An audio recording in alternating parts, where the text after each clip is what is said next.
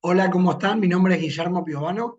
Les doy la bienvenida a esta parte del módulo 4 de la diplomatura que están cursando, en la cual vamos a abordar al menos una parte de los aspectos normativos que nos parece relevante que ustedes se lleven de este curso. ¿Cuáles son los temas que proponemos que ustedes tengan alguna idea general, al menos a partir de ver esta clase? Es un poco la introducción al marco normativo ambiental general de nuestro país, la Constitución Nacional, el funcionamiento del sistema de presupuestos mínimos, cómo funcionan las competencias, y luego, en particular, la Ley Nacional de Gestión Ambiental de Agua, la 25.688, alguna mención a los principios rectores del COIFE y a la lógica de la gestión por cuencas en nuestro país.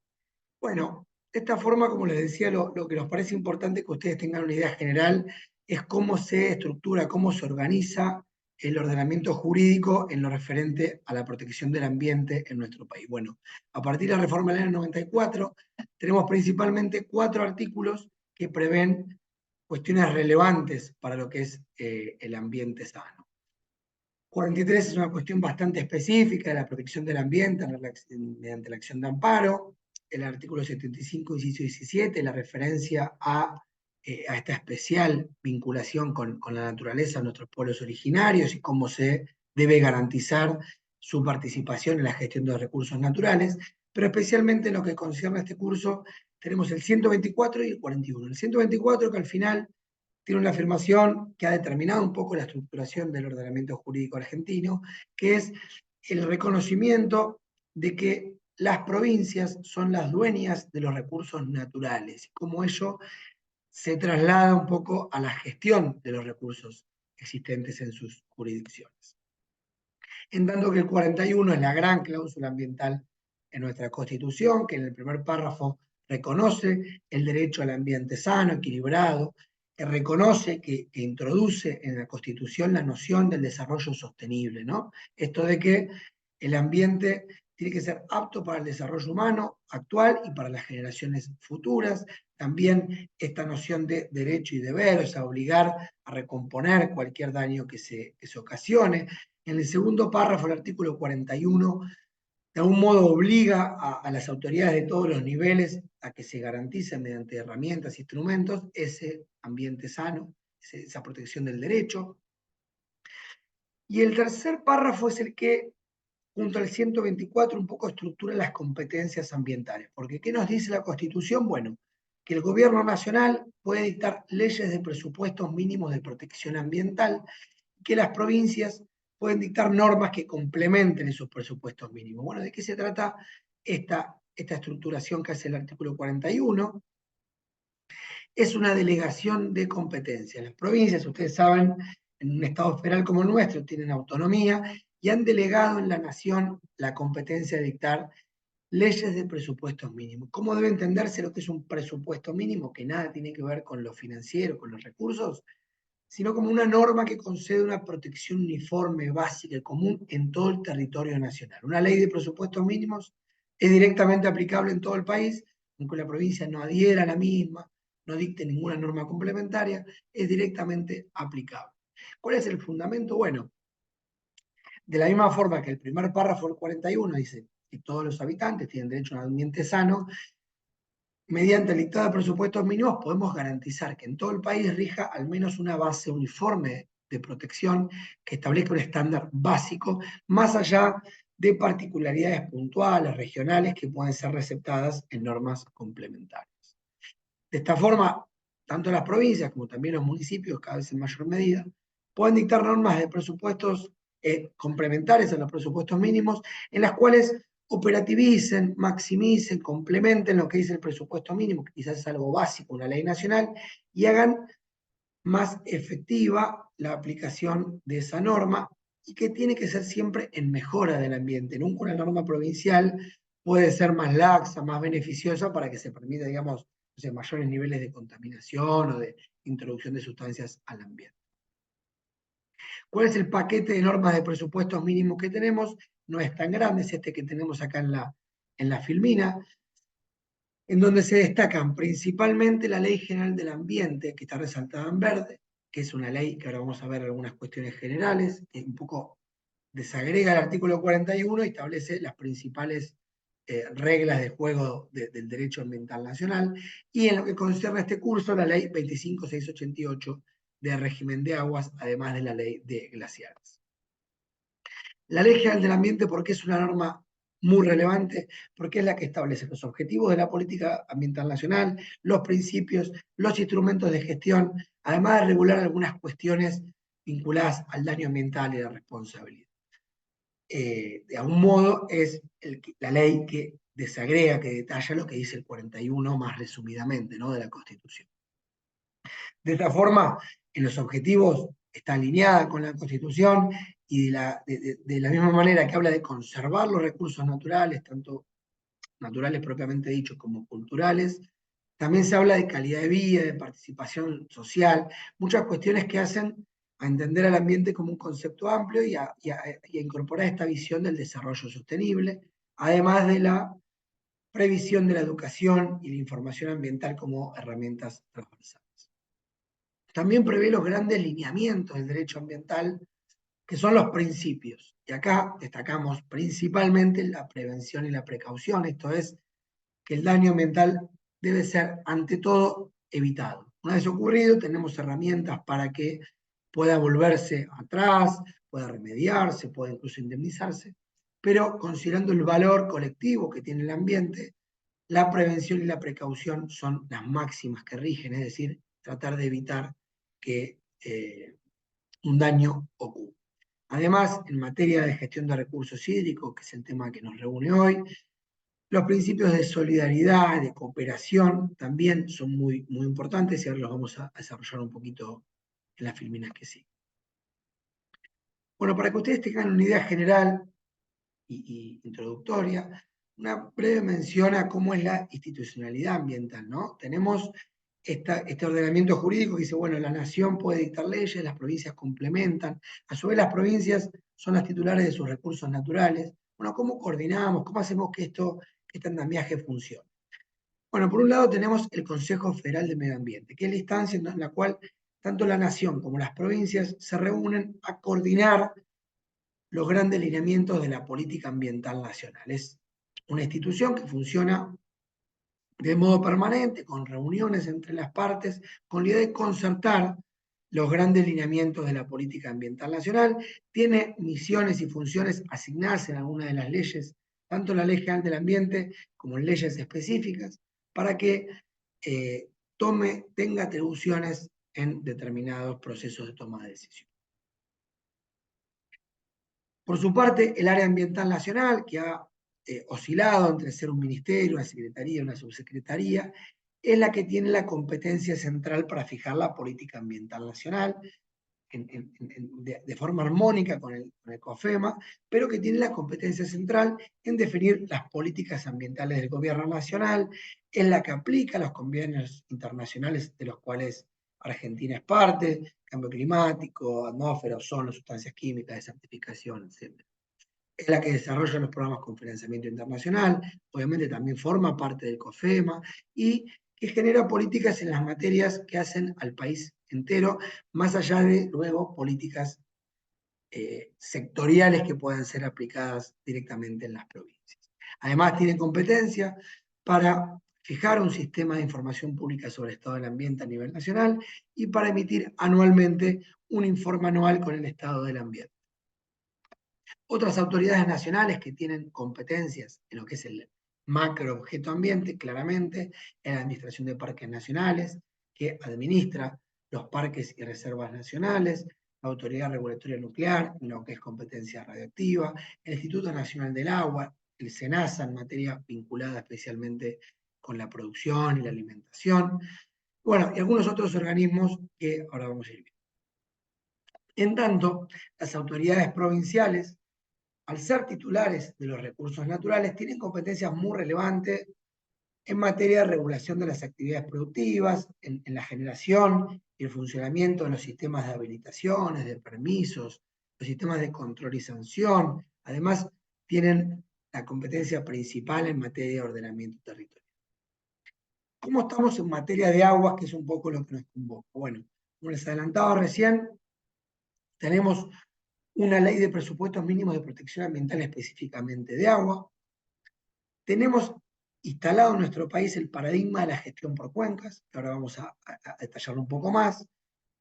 Estos son por ahí los dos temas que vamos a ver en la parte de aspectos normativos. La colega Silvia Ponenta va a dar quizás un poco más en materia de esto, ¿no? Que ya es bastante más competencia provincial, lo que es los sistemas de permiso de explotación y vuelco, la fijación de parámetros de vuelco de fluentes para mantener la calidad y cantidad de los cuerpos receptores. También tenemos la ley de glaciares con un hito en la protección de nuestros recursos hídricos. Tenemos la ley de grandes obras hidráulicas para regular los aspectos ambientales de las grandes obras hidráulicas existentes y futuras, ¿no?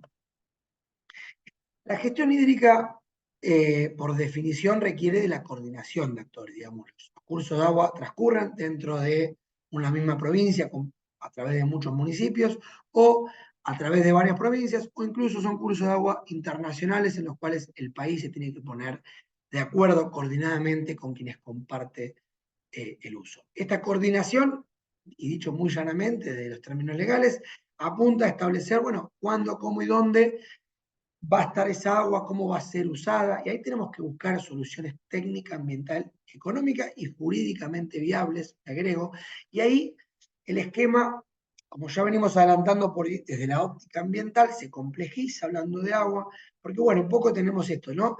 Las provincias autónomas, la delegación de competencias de la nación, el dominio provincial, las competencias ambientales, la nación teniendo un rol central, ¿no? En el desarrollo de los recursos hídricos, pero utilizando los principios de cooperación y concertación. La nación también fijando la política, la macropolítica hídrica, que a su vez tiene que conjugarse con la política ambiental, digamos. Tenemos ciertamente complejidades en un país federal especialmente para determinar, bueno, quién puede o debe fijar la política hídrica. Tenemos una única política hídrica o múltiples políticas provinciales. Digamos que el principio de la solución o del macro lineamiento claramente tiene que estar dado en base a los principios de cooperación y coordinación entre jurisdicciones. En esta línea, una institución que dejamos no casualmente un poco para abordar en esta parte, cuando veíamos recién la institucionalidad ambiental, es el funcionamiento del Consejo Hídrico Federal. Tal como lo decíamos del COFEMA para los temas ambientales, tenemos uno especial para los temas vinculados al agua. Se crea en el año 2002, su acta constitutiva luego ratificada por ley, y de la misma forma como funciona cualquier Consejo Federal, es la instancia en donde las provincias y la nación intercambian, coordinan lineamientos para establecer una política, en este caso en materia de gestión hídrica. El gran hito que tenemos en el seno del COIFE, en el año 2003, es la sanción, el acuerdo sobre los principios rectores de política hídrica, que fueron 49 inicialmente, luego se agregó recientemente el principio 50 vinculado al tema de género, que son principios rectores, como su nombre lo dice, son ejes, lineamientos que son estructurados en pequeños paquetes vinculados con el ciclo del agua, la dimensión ambiental y social, la gestión, las instituciones, los temas normativos, económicos, las herramientas de gestión, etc., ¿no? Los principios rectores han nacido del COIFE, o sea, han tenido un consenso federal entre las provincias y la nación con la idea de que el país cuente con una política hídrica que de todas formas tiene que ser explicitada y de un punto más formalizada. ¿Y esto por qué? Porque bueno, si bien fueron consensuados por las jurisdicciones, la aplicación directa, la bajada concreta de los principios rectores, luego depende de herramientas más concretas. De esta forma, muchas provincias han incorporado los principios rectores en su normativa interna. A nivel nacional, han sido avalados por el COFEMA, por una declaración expresa a través de una resolución, pero bueno, todavía no constituyen una ley formal, sino que son esto, un enfoque general, programático, de lineamiento para la gestión, sin perjuicio de lo cual constantemente se escuchan iniciativas para que los principios rectores se trasladen hacia una ley formal de política hídrica que realmente los establezca como una norma en sentido estricto.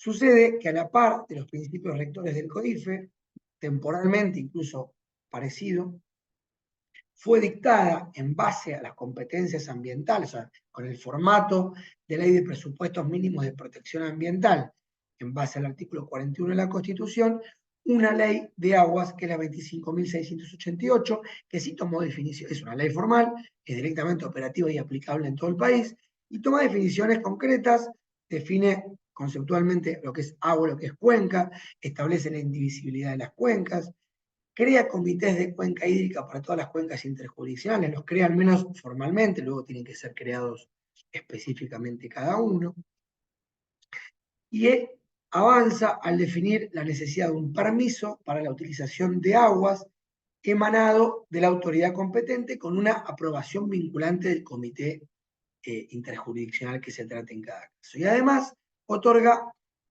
funciones, competencias a la Autoridad Nacional de Aplicación, dicho genéricamente, hay que establecerla, vinculada con la fijación de límites máximos de contaminación, directrices de carga y recarga de protección de acuíferos, parámetros y estándares ambientales de calidad de los cuerpos receptores, la formulación del Plan Nacional de Aguas, que debe ser aprobado por ley, todas cuestiones que sin embargo han quedado en un punto poco operativas, porque esta ley ha sido cuestionada, ha sido objetada un poco por las provincias, no se ha reglamentado esta ley, si bien no es imprescindible para que sea operativa, para que esté vigente, bueno, hay algunas cuestiones, como les decía recién, las misiones que se le otorgan a la Autoridad Nacional de Aplicación, que necesitan precisamente una reglamentación posterior, un desagregado. Entonces, de algún modo, esta ley cuestionada desde el Consejo Hídrico Federal, desde las provincias, principalmente por esto de algo que igualmente amerita ser discutido, debatido, que es que excede los presupuestos mínimos de protección ambiental. Esto ha sido cuestionado también en otras leyes por las provincias y es algo que permanentemente sigue construyéndose, ¿no? El concepto de presupuesto mínimo de protección, que bueno, se habla de una protección mínima, básica, que no debería avanzar hacia la gestión del recurso natural, que estaría reservado a las provincias como titular de esos recursos naturales, pero que al mismo tiempo uno se pregunta, y acá esto no es una respuesta cerrada, pero es, ¿podemos proteger al ambiente?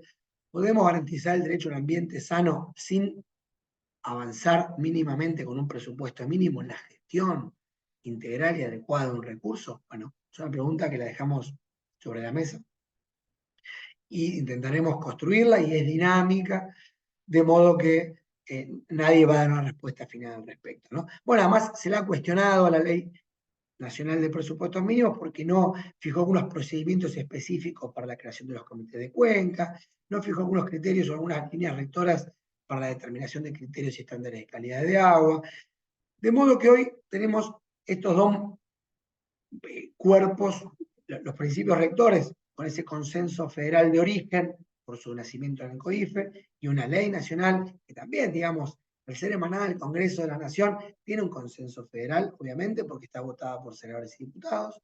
Pero bueno, tenemos estos dos marcos jurídicos principales que conviven y ahí está la gestión de agua, ¿no? Eso ya cada uno tendrá formada su opinión, pero es lo que aporta un poco el ordenamiento. Y hacer alguna mención a raíz un poco de los dos cuerpos jurídicos, tanto los principios rectores que tienen un principio que establece la gestión interjurisdiccional del agua, como la Ley Nacional 25688 que establece también la formación de los comités de cuenca.